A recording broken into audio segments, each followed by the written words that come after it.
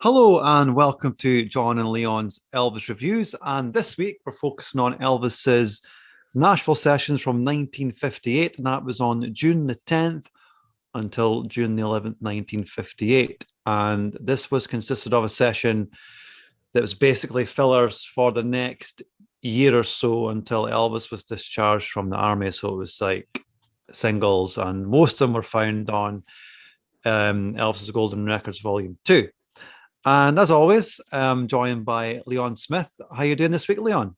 Brilliant, John. Absolutely brilliant. I'm glad to hear it.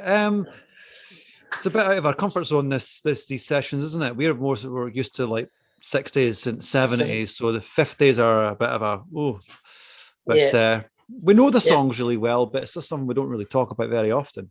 yeah. I think me being an August 1970 man. I think that's that in that 69 70s. That's my favourite era.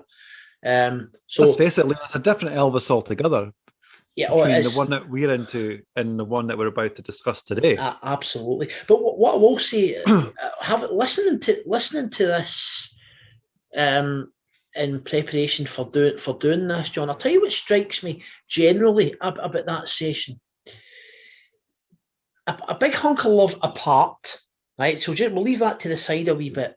Yeah, I think the sound is almost identical to March and April 1960. I know it's 2 years away, but I even think Elvis's delivery of the songs is very similar. It's not quite got that kind of sort of the early 1957, 50, early 58 sort of sound. If you look at a Fool Such as I, even the way he delivers I Got Stung, it's very it is still kind of rock and roll, but it's kind of already sort of moving on a wee bit.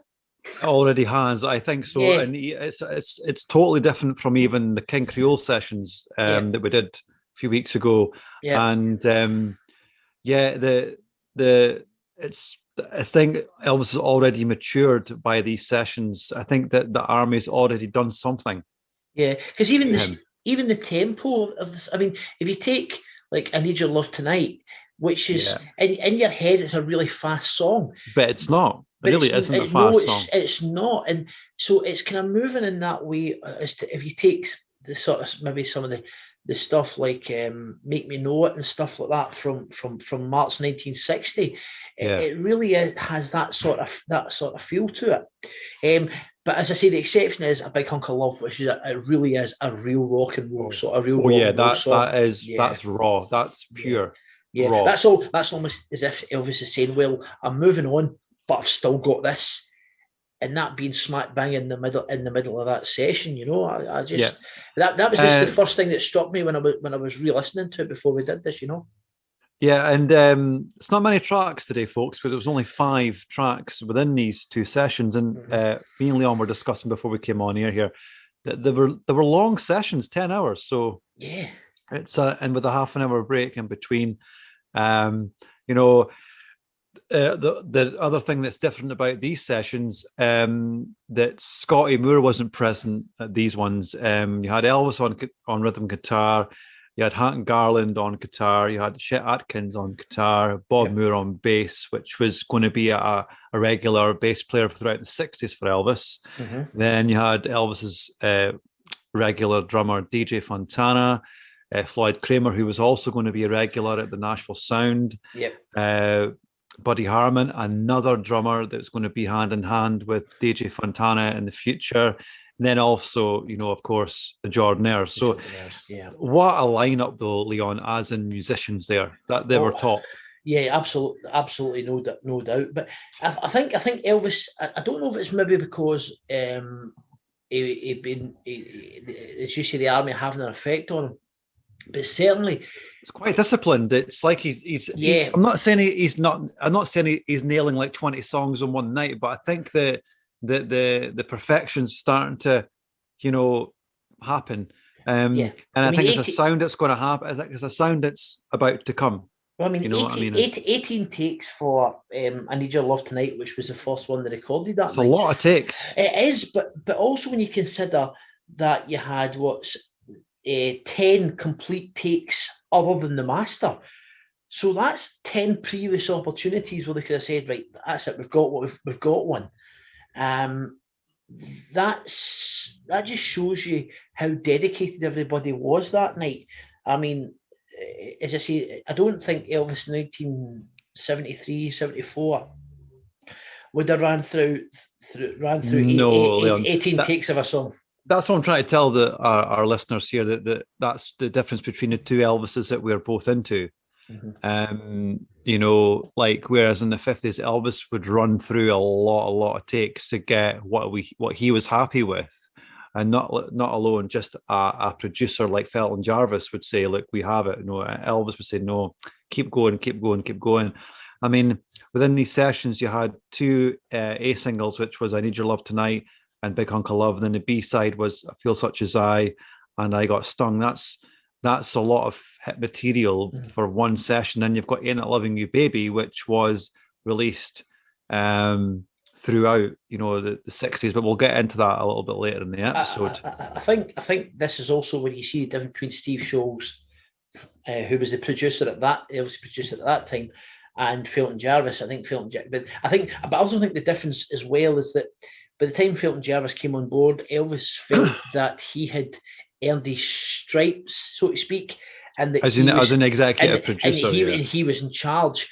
Whereas at that point, he's only been recording for what 3-4 years at that point, and only two with RCA.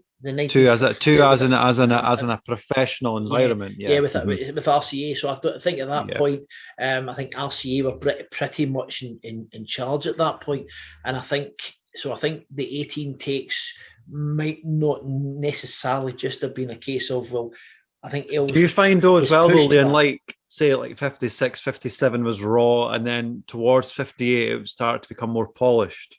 I think so. Which was 100%, in 1960, which was all polished. It was everything was spectacular. It was a masterpiece. Elvis. It certainly sounded the sound and the way Elvis recorded the song, but his voice had almost a kind of silver tongue sort of touch to it in 1960. And as I said at the start there, that's the first thing. It was kind of a suave kind of feel there. Yeah, it's almost a kind of laid back way. But I don't like. You've used the word, John, and I was deliberately trying to stay away from that. But he could croon. I mean, absolutely. I mean, you've got like Fame and Fortune, but then he could do a rocker like Such a Night, and absolutely. I think it became. I want to be a bit more respectful to him here. I'm going to say more versatile is the word I'd like to use towards 1960. Well, let me ask you, the first song that night, I Need Your Love Tonight, the first song they recorded. When you hear that song, what's the first thing you see in your head? And I'll tell you what the first thing I see when I hear that. I don't know. I don't really see anything. I feel like it's I don't know. I love the guitar solo, and there's two of them in that song, and that's it's quite rare for an Elvis song, because it's usually either a piano or a guitar, but they've done two, and that's a really good song, upbeat to me, and it's definitely hit potential, as it was a hit. But what you've just did there, that's the musician in you coming out, and that's you. But I'll tell you what I was getting at. there. What I actually see is that sequence in This Is Elvis, where with Teddy Boys. Essentially, where Elvis, they're trying to suggest that Elvis is not relevant anymore. And when you think about what we just said there about the moving on, it's funny that they should use that rather than. I know that's a song that was supposed to be playing when they were in that kind of in that sort of community hall or whatever it was. They were having that meeting, but when Dad was a teenage bopper. yes, and all that. Rock and roll, isn't it? That's exactly that guy. Exactly. I know what scene you're on about. Yeah, exactly. But you'd think they would have used something maybe like Jailhouse Rock, or even if they're going to do something from that session, you'd a Big Hunk of Love. But to use that song, But that's what I see when I hear that song. That's immediately what I see in my head. I see that scene see from when you This Is said Elvis. that, I thought, is that what Leon's saying? And if I say that and he says no, it's going to make me sound stupid. But yeah, I was like, bet he's going to come out with This Is Elvis, because that's what I do here. And it's on the This Is Elvis soundtrack as well. It's also the last bit of black and white footage in this movie. Yep. And then it goes into The 68 that's the way it is. special. Yeah. Well, 68 special. The 68 special, but they use That's the Way It Is. Yeah. We won't get into that. Yeah. That's really bad editing, but never mind. Yeah. Yeah. But they had to use it to make it, the story fit. But yeah, absolutely. Yeah, but I Need Your Love Tonight. I mean, I think it's a really good song. I think it's fantastic, and and it's also a session that didn't have Bill Black. I forgot to mention. On bass, so two of the regulars are gone. These ones. Yeah, absolutely. But I think that by 1958 there was. It's more or less the ties that bind. Yeah, it's more. It's more or less the 60s crew, and I think maybe that's also some of the secret behind what we were talking about there. And that's that sound starting to come together. Scotty Moore just became more of a background guitarist in the 60s. He didn't do any lead. It was more rhythm back towards the 60s, and he was just there just to add that bit of sophistication to the band. And but Bob Moore's bass playing is but up there. But Bill Black he had that sort of the big bit, and you can tell that. Well, you've got that Heartbreaker Tale. Bob, you've got Bill Black is always. I mean, you look at Heartbreaker Tale, and there he is. And you go into Any Places Paradise and stuff like that. You can tell his bass is there. Oh, there's absolutely no doubt about that at all. And I think Bill Black, I don't think he gets the credit that's deserved, to be perfectly honest, John. No, especially the Sun stuff. I mean, he created the actual percussion and rhythm sound. He's basically filling the sound that wasn't there. Well, I think which is percussion. Exactly, but that's of course bass is very, very technical thing to do. Yeah, because that's before DJ Fontana. But then I think Bob Moore also has to get credit. I mean, if you listen to Fever, I mean, for example, I mean, his bass playing on Fever is just utterly wonderful. And I know we're getting 2 years ahead of where we are here, but I just think that Bob, that this is the start of that. As you said, that this kind of Elvis Nashville sound coming this together. This is really why we're talking about these sessions, because that's that transition from, say, it's the link. It's the link between the two, because then we won't hear from Elvis until 1960, which is Elvis Is Back, and then the singles that came out in 1960. So, and as you say, Leon, it's almost par with 1960. It's just that little bit of sound quality is different, because obviously the went from, say, two track to 4-track 1960. So you've got that living sound stereo, which is prominent in 1960 about it. But I don't think these songs would have reached out as well as if they were maybe in living stereo. They've just got that 1950s sound. They're just on that borderline. Of getting to that transition of 1960. And so, I Need Your Love Tonight was an A single. I can't remember if it was number one or not. I don't think it was. It wasn't number one in the UK. I don't think it was, no. But it's funny you should mention transition there, because then you've got that transition of going from what's just essentially a fast, a kind of medium-paced pop song, and then Elvis just goes into, as we spoke before about 5 minutes ago there, into a big hunk of love, and it just all changes. And it's like the old Elvis is back in there again, and it's just pure rock and roll. And Elvis gets his teeth. I mean, he gets his teeth right into it. You'll find Elvis did that in most of his sessions throughout his career, where he could prove himself that he could still rock the house. Yeah, absolutely. Right through the 70s, For the Heart and stuff like that, where he's vulnerable, he's kind of not into it, but he just springs something out the hat to say, look, I'm king of rock and roll for a reason. This is why. Love, promised land. Then you could take Patch It Up, or you could take get my mojo working, whatever Cindy, whatever one you want to use for that, it's all there. It's there, yeah, exactly. Yeah, absolutely. And then we'll go on to the rocker that's on these sessions, and that was Big Hunk of Love. That was number one. Yep. And you know, it was released in 1959, and that was the A side. And I believe, was it a splice take, Leon, with this one?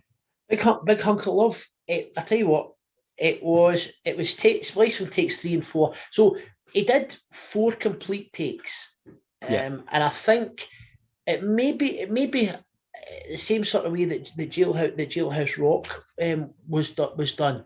Where his voice, he just thought, wait a minute, I'm not going to get this. But do you know what? It's primarily take 3. That's what primarily is. But the first instrumental break is from take 4. Okay. So it's not really the Elvis's voice. I don't know. It's probably more to do with the instrumental on that. Yeah. You know. But do you know, this is something else that's funny. See, since the 50s box set came out, it now seems a more common occurrence that when you get an album that comes out, it's got take 3 rather than the original Splice Master. I mean, if you take the 30 number 1 hits, if you take the Japanese version of Elvis's Golden Records Volume 2, which is the album we were talking about, it's got that take 3, but the original one of that has got the Splice Master. So it's really, I got really my heart always goes to the original vinyl of Golden Records Volume 2. The sound, and it's in mono, and it's just, what a tremendous track. Honestly, I've worn it out, honestly, and it was one of the first vinyls I collected when I started collecting again, and it was one of the first ones I got because it's such a great album. Well, since the album, it's more of a compilation. But what an album, though. Yeah, it's a very, very good album, and it gives you a bit of everything. Very current for the time as well. And what a great album to keep Elvis in the limelight between 50 and 60. What an album, though. And an iconic cover as well. Yeah, and see, that's when RCA were great at marketing back then. They were really good. They weren't lazy like they were going to be in the 70s. But at that point, they had to be. Because at that point, Elvis was going to sell on his name alone. Because he was only...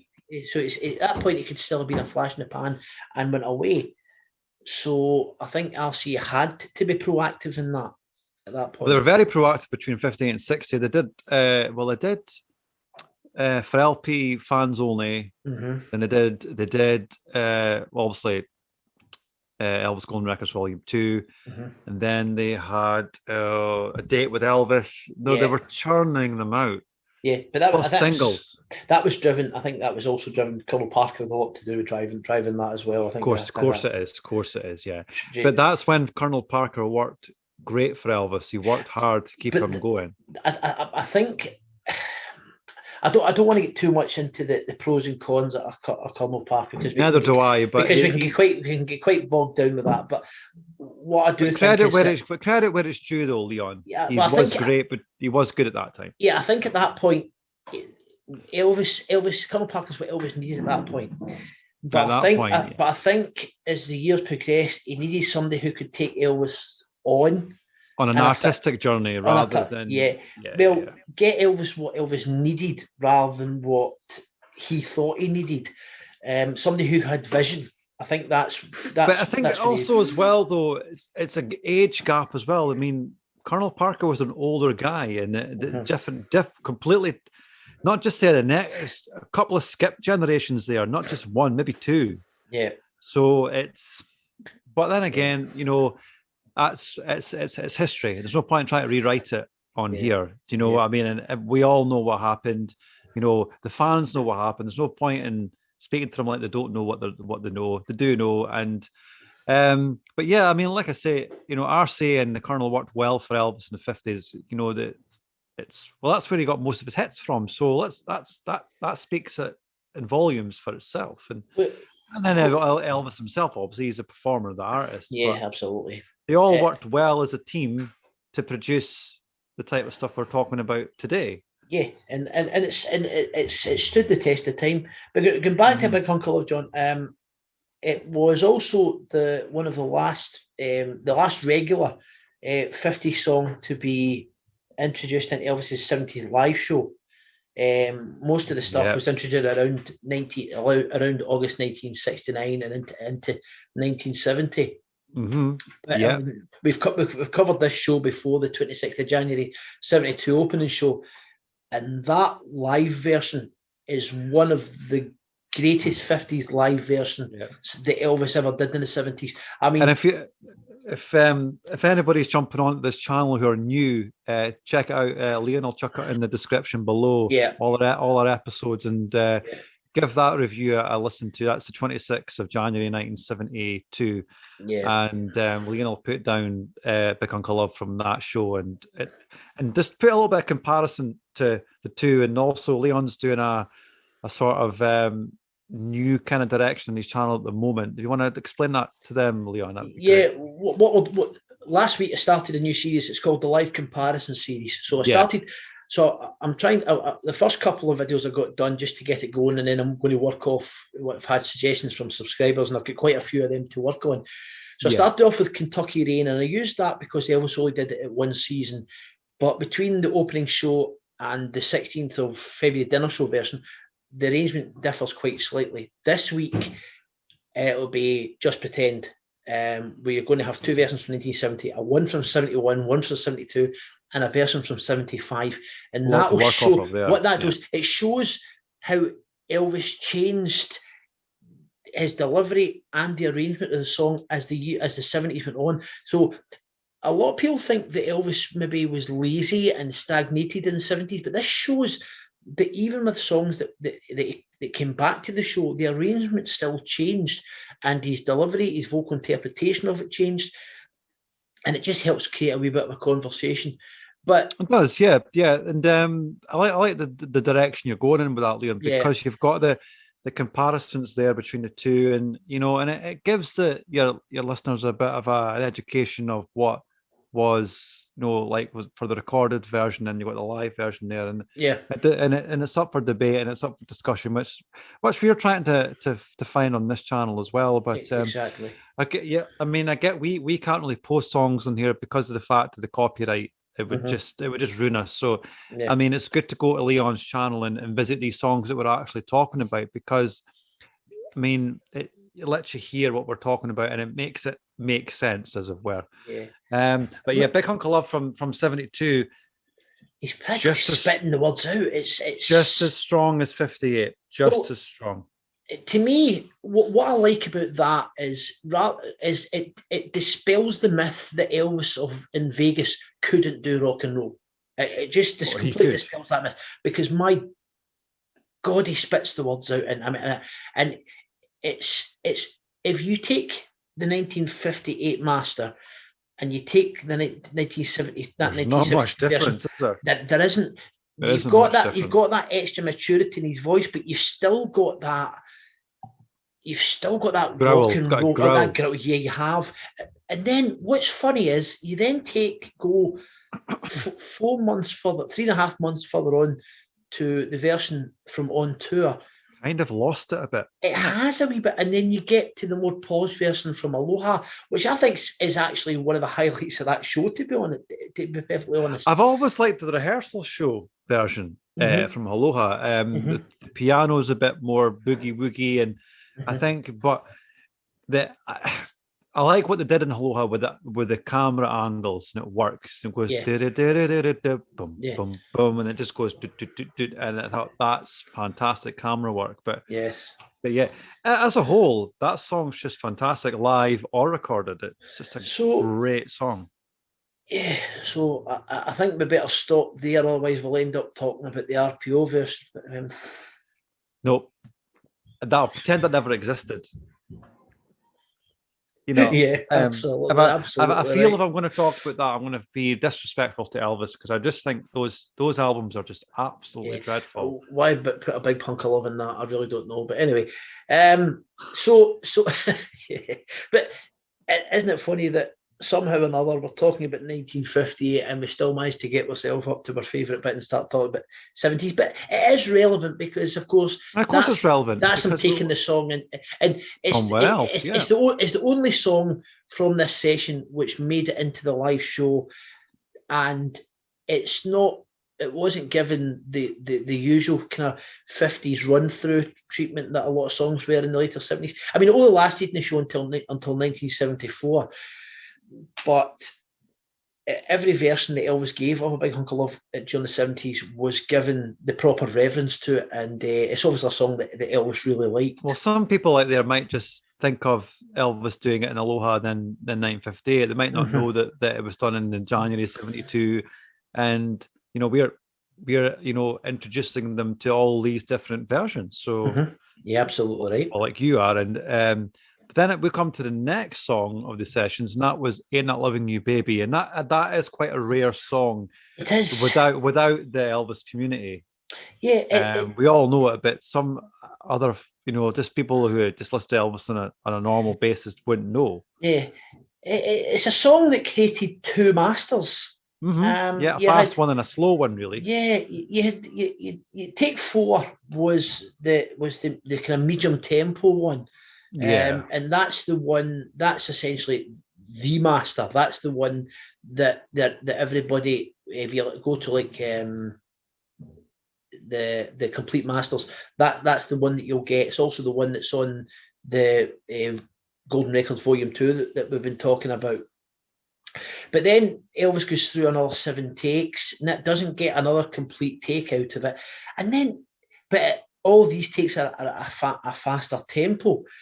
But then they decide to splice from takes 1, 8, 9, 10, and 11. So remember, take 1 is a medium. Is it the medium tempo? So it's not a fast tempo one. And then they use 8, 9, 10, and 11, and I don't think it works. I don't. I don't think it works. That's just me. I don't like it too fast either. The really fast one, I thought, I love the intro. Work. I love the intro. The intro's great, but I do think that the hi hat, it's pretty good. But I do prefer the Elvis Golden Records Volume 4 version, which was released in '68. So that's a long time for a song to be sitting in the can. That's 10 years essentially. Yeah. But it got there, so that was got in our hands eventually, and then we'll come up to another one that everyone knows surely, and that's I Feel Such As I. One of my favorites in the 50s. I really do like that song. I really like it. And it was originally a song that was it's not a hit for, but it was recorded by Hank Snow, and Elvis takes it completely somewhere else. Yeah. I tell you what I find interesting as well. The master is the early takes really are so different. They are very different. Yeah, they are. His whole phrasing is different. It's almost like a different song. Take 1 as well. You don't have that same sort of smoothness in it that he has in that. Even when he starts off with that "Pardon Me," it's more because it kind of covers that "Pardon Me" as he sings it, but it's more flatter in the earlier takes. So I think it was a progression there. In that, but again, it's another song that could easily slide into March 1960. Oh, Elvis could have done that in 1960. Yeah, and I think it would have sounded the same. I think it would have sounded exactly the same. I don't pretty think much the same. Yeah. And again, 9 takes, 4 complete ones, including the master. So, and I think it was a number 1 as well. It was in the UK in 1959. That's another A. Was it? I'm reading on the notes here. I think was it single B side. So it's double A. Yeah. So that's incredible. Yeah, yeah. It's Do you know? I also love the Culver City rehearsal of it. I think, and I and quite like that. the Yeah, 29th of July 1970. I quite like that, and it does show that it could have been. He could have used it in the show, even if he did it in that sit down section that he did on August 12th at the midnight show. I think it could have worked. It could have worked. I it could think. have worked, Yeah. and I think that's quite. It's, the other thing about that is when he does it during that rehearsal. I know that at this point I think they're just spinning off kind of 50s songs like "Don't," "Money Honey." They're doing that especially for the cameras, Yeah, of course which they were are. kind of Yeah. getting turned on and off. So I don't think it was ever seriously considered for getting into the show. It's more of just a jam and having a mess around, really. Yeah, it is, but it's done with complete respect to the original.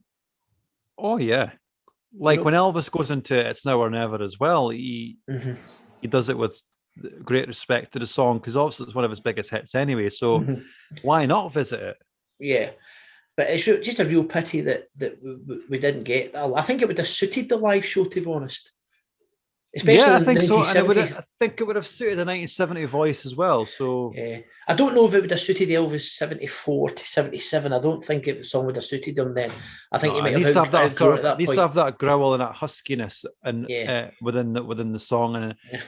then that brings us to the final track of these sessions. Sorry, John. Before we go on, I have to say that I think it's really important to mention the bass singing in that now and then. There's full such that I don't think the song. But can you imagine that with JD Sumner doing that on stage? I don't think, no, I don't know. I think Ray Walker just gives it that sort of, Yeah, I think you're right. yeah. It just, I think Jerry was too deep. I Yeah. think I don't think it would have worked. Um, I mean, it's like asking Ray Walker to do the bass line on Way Down. They're both different bass singers, and I don't think it would have worked for that song. I really don't think so. And the Jordanaires were such a different type of harmony vocals, backing group because they were more doo-wop and more made for rock and roll. Which I just don't think JD would have been able to cut. I don't. I mean, that's just my personal opinion. I don't think so. Essentially, like gospel singers as well. I think. Yeah, I mean, Mm-hmm. you can conversely say, look, do you think Ray Walker would have been able to do the verses of "Why Me, Lord"? I think. I was just about to. I was Yeah. just about to say that, and I don't. You took the words right out of my mouth. Yeah. Don't think so, but they're both different singers, and they filled the songs differently. But yeah, I mean, the Jordanaires. I some of the songs just wouldn't be the songs without the Jordanaires. Yeah, but the only reason I mentioned JD Sumner there is I think because that's another reason why Elvis probably even from 72 onwards that song wouldn't have suited the live show as well. It's another reason for that. That I think it had to be 1969, 1970. I think that would have been. I think. The Imperials would have been able to do it because they were kind of almost in par to the Jordanaires. They were Yeah. almost like them, as Yeah. it were, because these guys harmonized together anyway throughout the 60s and 1970 for Elvis in a recorded environment. So Yeah.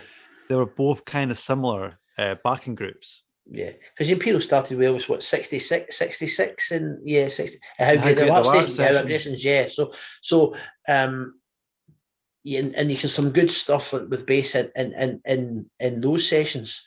Yeah, so you were moving on, John. Sorry to interrupt you. I just had to No, get that in. that's fine. I really enjoyed that little piece there. Yeah, no, that's yeah, nice. I just felt it was important to give Ray Walker his due credit for what he contributed to that particular song. I just thought that was No, definitely, because some songs like nowadays don't have these type of singers in the background. It's it's a different pulp culture now. Yeah, because it's all about the But person who's in the lead, I think, in that thing. So, but back in the day, within these sessions, they all played a part in these songs. They all did, and some I think "Feel Such as I" without the Jordanaires wouldn't be the same. It's not the same song. Let's face it. Well, let me give an example. I was in the car. Me and my wife were in the car yesterday, and Working on the Building came on in the car, and if you listen to Ray Walker in that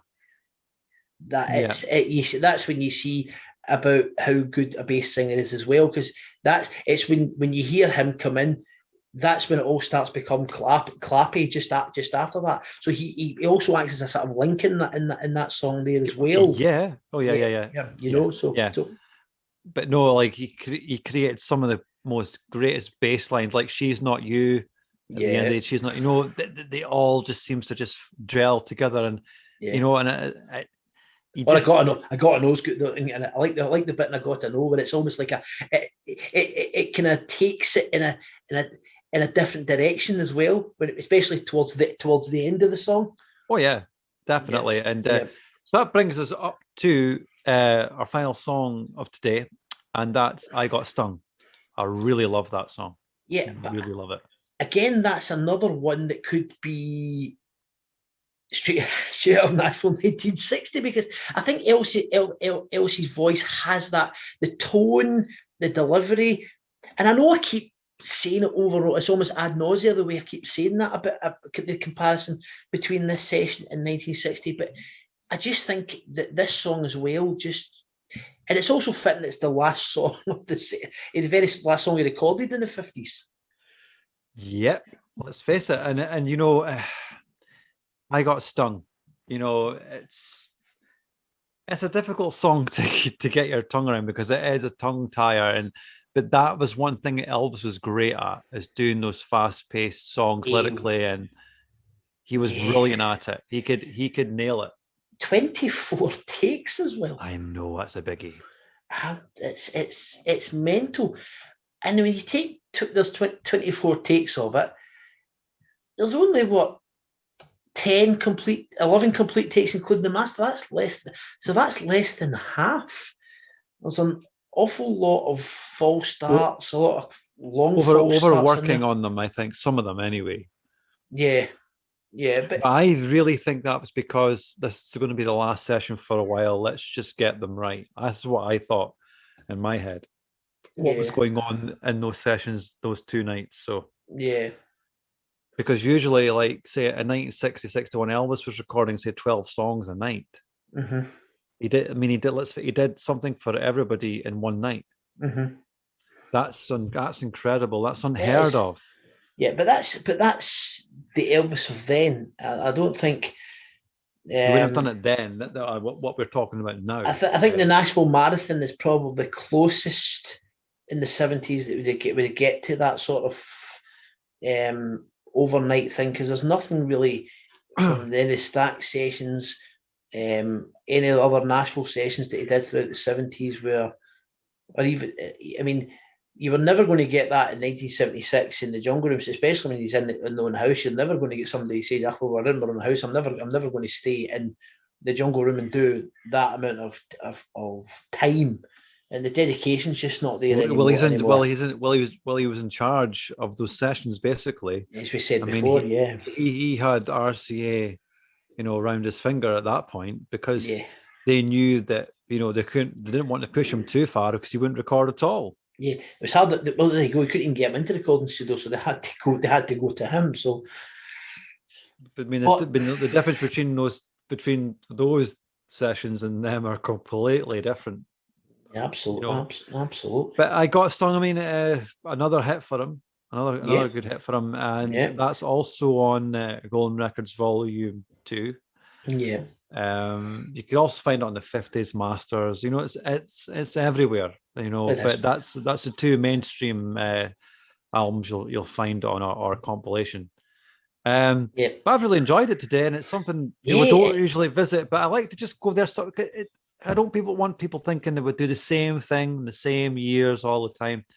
Yeah, absolutely. So I mean, we've visited like Jailhouse Rock, we've done King Creole, we've done this sessions. We are getting through the 50s as much as we can. And there's only like, let's face it, like 3 or 4 professional years from the 1950s that we could go into. Even go back to 53, we could do that some down.